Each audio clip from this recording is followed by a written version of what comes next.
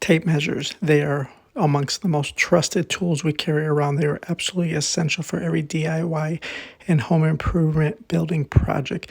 But did you know these 5 tips? Check this out. Look at the end of your tape.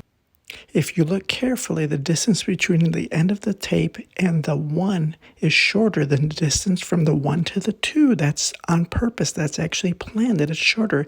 The end is this metal slider. Look at it. It moves back and forth to the left and the right. No, you did not break it. They are designed to do that. All tape measures do that. Check out this one. That one's wiggling as well. That is 1/16 of an inch thick. That's the end of the tape measure thickness. So if you're measuring an outside distance, look at this. It pulls apart and gives you the correct measurement.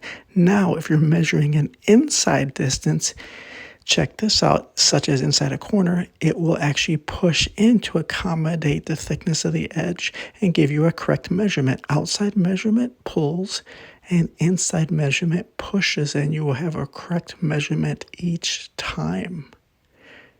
Really neat feature. Tip number 2, look at that. There's a hole in the end of the tape measure. You see it right there? There's a hole. They all have this. What that does is it accommodates a nail or a screw. If you don't have a helper and you're measuring by yourself, it will latch right into there, hook in perfectly, and you can pull it and measure your distance without a helper.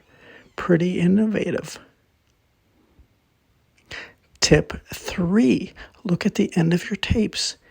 Look at the bottom of those tips. They actually have a serrated edge. They are sharp on the very edge. Let me see if I can show you this closer. If you pick it up and look underneath, they are serrated. It's a little bit sharp on the edges. They all have this. What's going on here, if you need to measure material but you don't have a pencil or pen handy, that's happened to all of us. You don't have any way to mark it. Well, guess what? You can actually just etch that back and forth onto the material. Look at what I'm doing here. Just push it on the material. It makes a perfect mark each time. That's the exact measurement you wanted.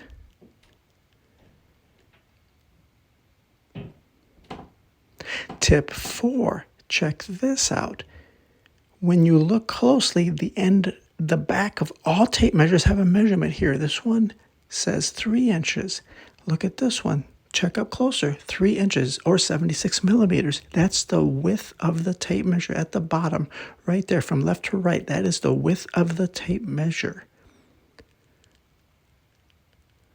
So if you're measuring an inside area such as window sills, door openings, an inside area, and you can't get all the way to the edge, you can simply just use your tape measure. Look at that. That's 3 inches wide.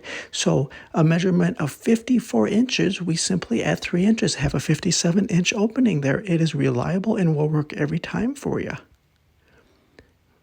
They have thought of everything on these tape measures.